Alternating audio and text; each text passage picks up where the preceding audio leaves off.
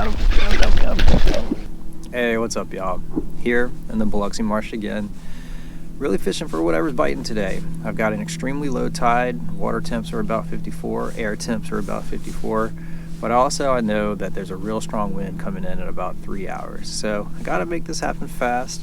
I'm no stranger to that. That's what makes this fun. So without further ado, let's see what we get into, and I'll catch y'all later. All right, I'm gonna start off with this old H&H Kakaho. I've had this lure, this actual plastic, for about 20 years. I think my dad gave it to me, I'm not real sure.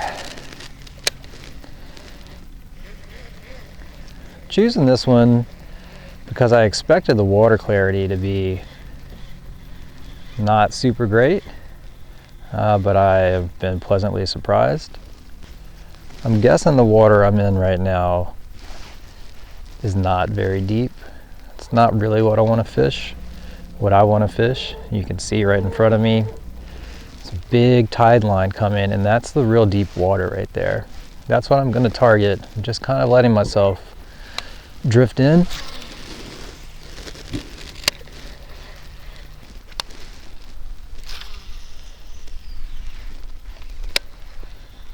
You can see the water going into this little trenasse right here. Everybody prefers fishing a falling tide. I understand why. But if you think about a rising tide, it also makes the fish pretty predictable. Anything that's just been kind of chilling in the cold water, biding their time, they're going to start heading in there as the tide comes in. That's because there was a lot of exposed mud there, and they can find little crabs, critters, things that got stuck in there when the water was really low.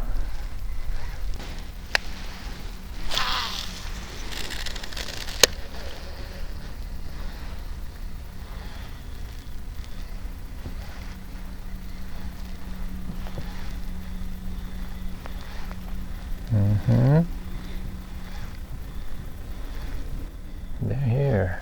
Oh, got one. Wait a minute, I got the boat. What is it? Nice trout.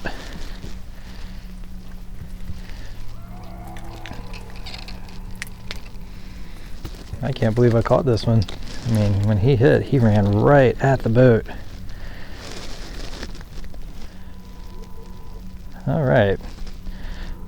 Look at that, very cold fish. He's on the bottom. Let's measure him. I'll probably keep this one. If I'm catching trout, I'll only keep a few. Yeah. Don't know if that's coming out. That's a 15, 14 inch trout. It'll be a keeper with the new rules and with the old rules.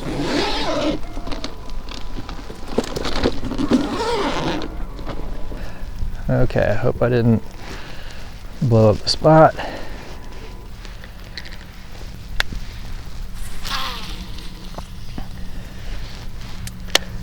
Yeah, it was interesting. That fish ran right out the boat. If I didn't have a 7-to-1 ratio, there's no way I would have landed that fish, because I just wouldn't have been able to reel in fast enough to keep up with the pace that fish was coming at me with. All right, kind of looked right into the sun. That is right where my boat came over. Let's see. Give it a few more casts. Just because I caught one doesn't mean I'll catch a ton. Sometimes the trout are stacked up. Sometimes they're lone. I did get another hit though, so I think there's more.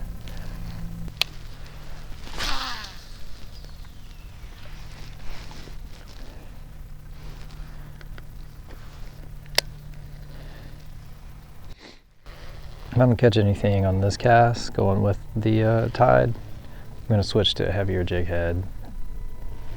Okay, no idea if this audio is coming out.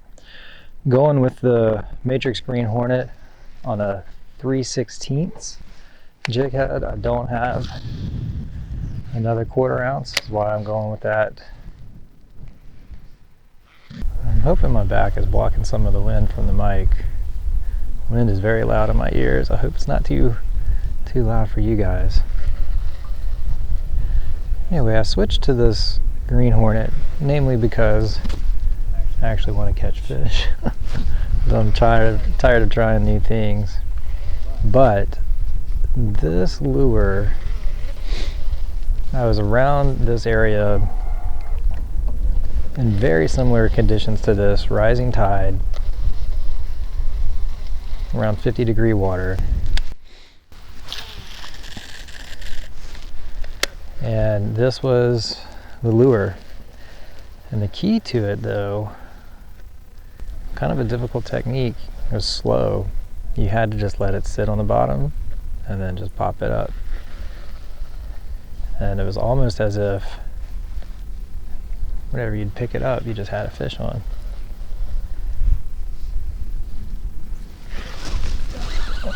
Ah, yep, just like that.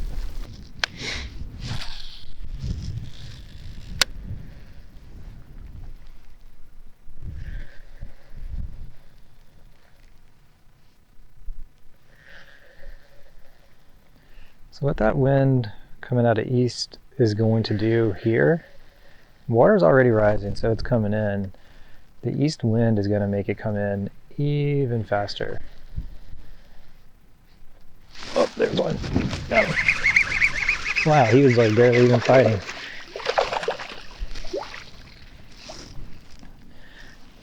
Yeah, a little marsh bass. I'm actually going to keep him. That's going to be the last of the fish that I keep. He's not super big, which is why I'm keeping him. I'm not worried about hurting the breeders. But switch to the green hornet, get a green trout. There you go, a little bitty guy. But it was the technique that I was talking about. You really are just laying the lure on the bottom. Oh, okay, thanks. And picking it up, and that's pretty much it. And I don't know if you noticed on that fish, I mean, he wasn't even fighting. So my depth finder says water temps are in the 50s, but I'm thinking where the fish are, they're even colder. They're just pretty lethargic right now. So that's a real key to fishing, is reading conditions and having the experience to make changes. And I'm not saying I'm about to start tearing it up. I don't think that's going to happen today. But you have to be flexible.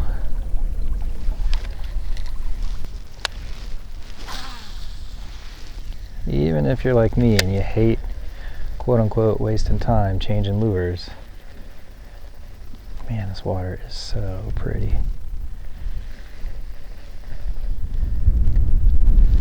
Look at that giant alligator gar right there. Thing's huge.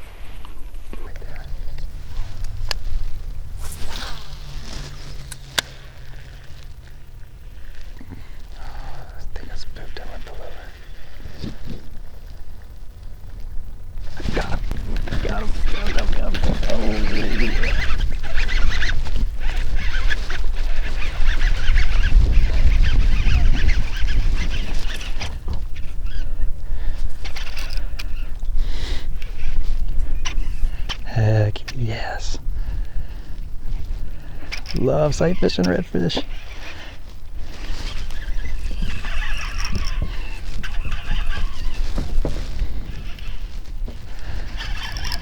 Go ahead, bro.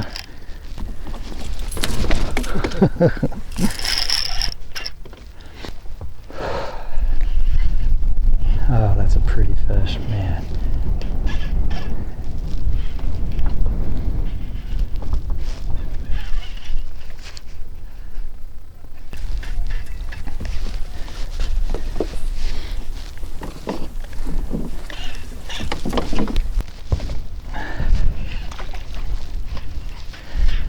All right, I'm not saying much because honestly it caught me off guard. Now he's right in the sun, sorry. He's almost ready. Let me get the net. Oh, I think he's bigger than I thought. But that was really textbook sight fishing. I even said earlier in the video, I want to see the tail up and head down. And that's what we saw, and look what we got. I mean, all that was a good cast. I thought I'd spooked him. Had to throw into a pretty strong wind.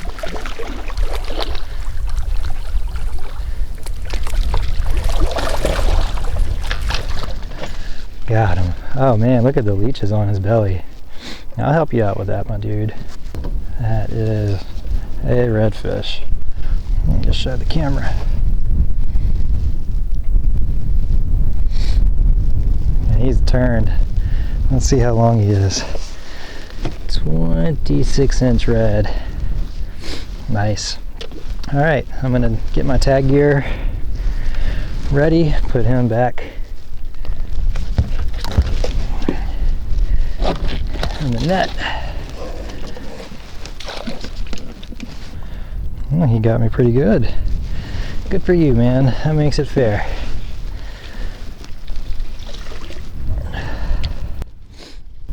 All right, as always, you're just going in their back.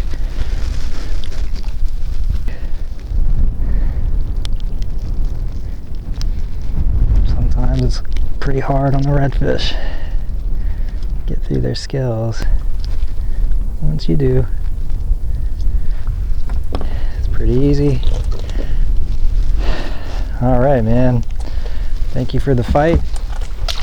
Okay, so one thing I thought about, my buddy sent me a video of some people tracking bass in Toledo Bend, and they chose wintertime to do this surgery where they implanted these radio devices in the fish.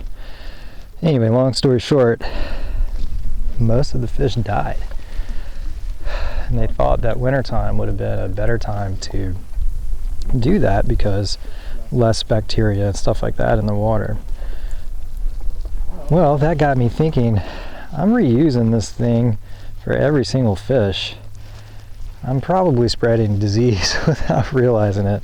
So I'm gonna start cleaning this thing after every use. Some of y'all might think that's a little extreme. It might be, but that doesn't really hurt me. I had to clean my hands anyway. Okay, well, that was awesome. Caught him on the Matrix Green Hornet. To be totally honest, it didn't matter what I threw right there. I could have thrown a piece of dog poo on a hook and he would have ate it. Those redfish, when they're feeding like that, anything that gets in front of their face, they eat. So I don't know if it really came out when I cast to that red. I did kind of cast right on top of him, but I didn't panic. I just let the lure sit. And then when I saw he turned around,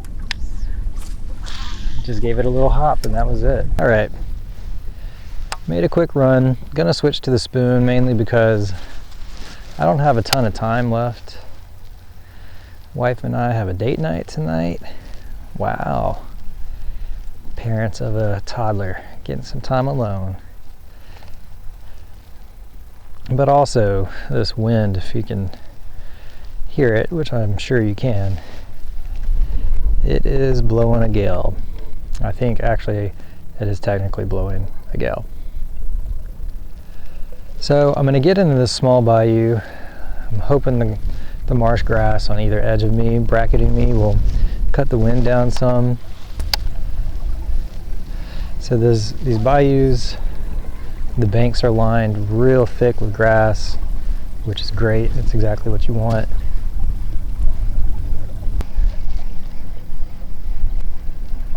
Oh, that was a fish.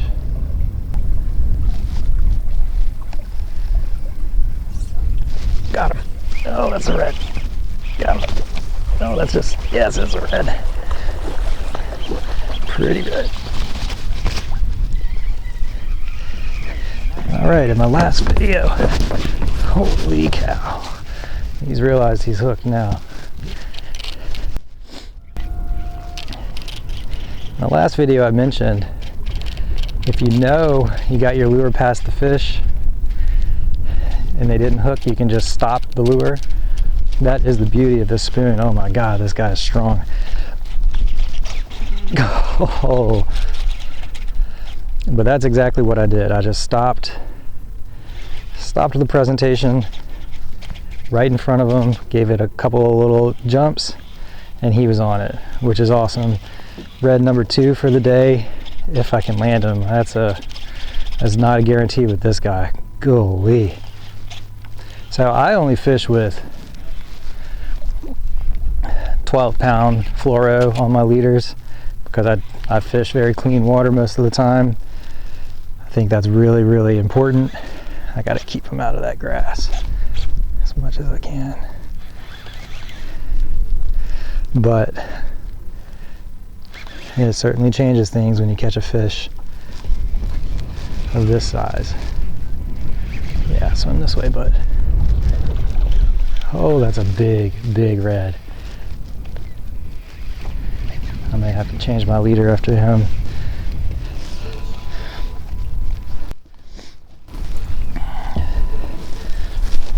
Oh boy, tippy toe.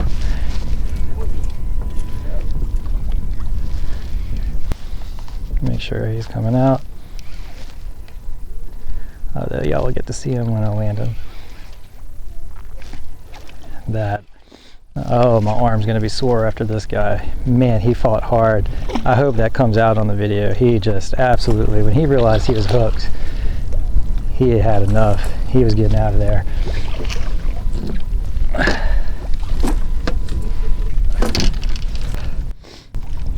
That is a monster redfish.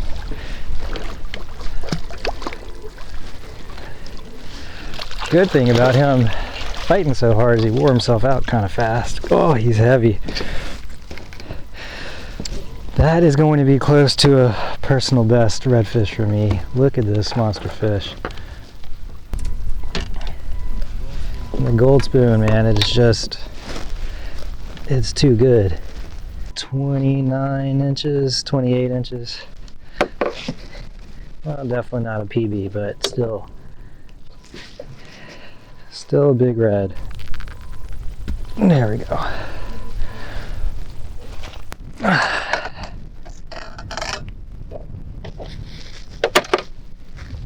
Didn't even show the camera. Look at that fish. Monster. Okay. Oh, there he goes. I wanted to get a release shot. Oh well.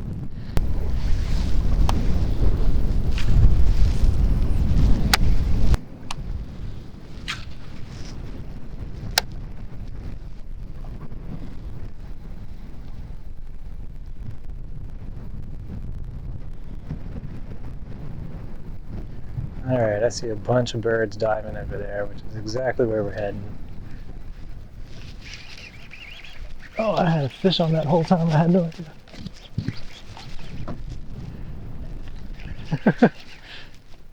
It's got to be maybe it's a little red or a big bass. I had no idea that fish was on. It's got to be a red, small red. No, huge bass. Huge bass. Good Lord. I did not know they made marsh bass like that. Oh my gosh. Look at this marsh bass. Didn't even realize it was on.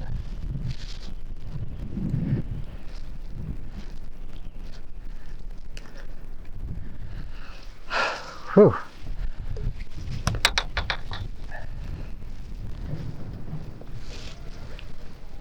Another marsh bass, another real nice one.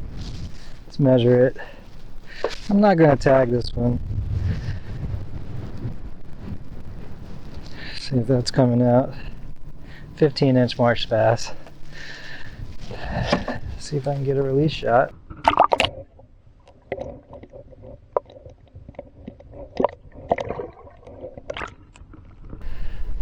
Almost certainly going to have to voice over all of this. That was a fun little fish to catch. I had no idea he was on. A long time ago when I was still kayak fishing, caught a bass almost in the exact same way. Was throwing a gold spoon really near Irish Bayou, and I had just let it sit in the water so I could deal with something in the kayak. And when I picked it up, there was a 18-inch bass on the other end, just huge for the marsh. Yeah, I remember growing up, I didn't really know much about spoon lures, but once I started fishing them, man, they're just so dang effective. They're just like a spinnerbait, but in my opinion, better. Mainly because with a spinnerbait, you got to worry about the wire. I don't have to worry about the wire. Golly, that wind. Alright, I'm just going to make it to where these birds are feeding. I don't know if that's coming out. And that's going to be my last spot. I can't fight this wind. Alright, this is going to be my last spot. I'm targeting that water draining out of that bayou into this larger bayou. That is just such a prime spot. Golly. The wind is absolutely demolishing this.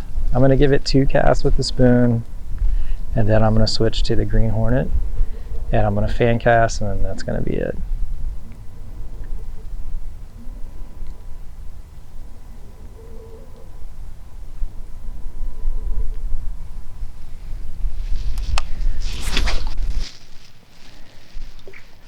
That's what I mean about having to throw like a quarterback.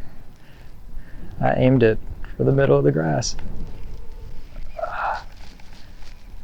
It's not a fish. I think that's just grass. All right.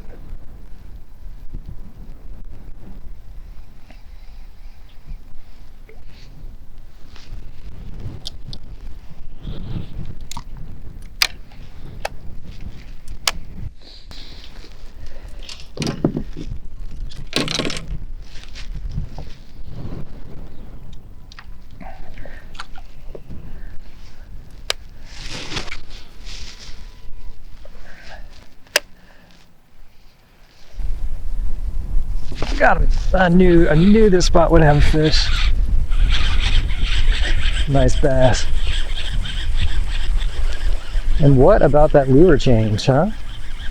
No, speck. Big speck. I'm gonna keep this one too. All right, we got a good variety now. 2 specks, 2 bass, 2 red. One of those days, man. Double up. All right, let me show the camera. Got a leech on him. Nice speck. Measuring 15, almost 16-inch speck. Perfect. Perfect for me and my family. All right. What about that lure change? Threw the spoon twice in the same exact spot. Just wasn't the right lure for these conditions.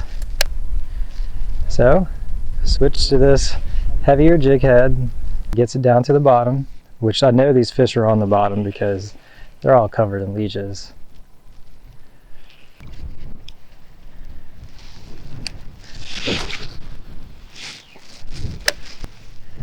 So this is kind of a difficult spot to cast in. I'm going to get a little closer, give it a couple more throws, and then we're out.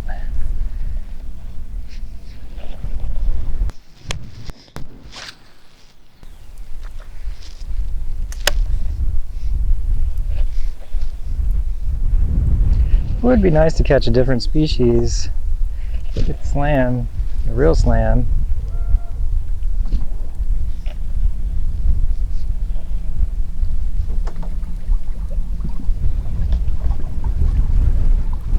Oh.